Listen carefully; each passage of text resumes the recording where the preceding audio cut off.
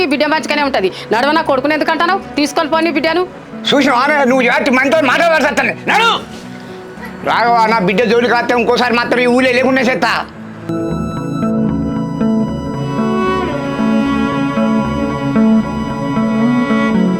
చూసినావా బిడ్డ, మనం ఏం చేయకపోయినా వాళ్ళ డాడీ ఎట్లా మాట్లాడుతుండో మన వీరికి.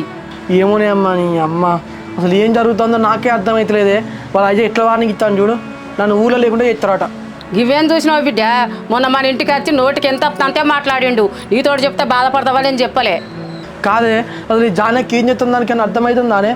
అది వాళ్ళ అయ్య మీద కోపంతో ఇల్లు వదిలిపెట్టిపోతే లోకం ఏమనుకుంటుంది? నేనే ఇదంతా చేపిస్తాను అనుకోరా? అంత తెలివిలేదు అలా దీనికి. ఎందుకు బిడ్డ, వాళ్ళతోటి లొల్లులు పంచాదులు మనకు. ఒక్కగానొక్క కొడుకు, నువ్వు ఏదన్నా జాబు చేసినా చేయకుండా నాకు కళ్ళ ముందు ఉంటుంటే నాకు అదే సంతోషం.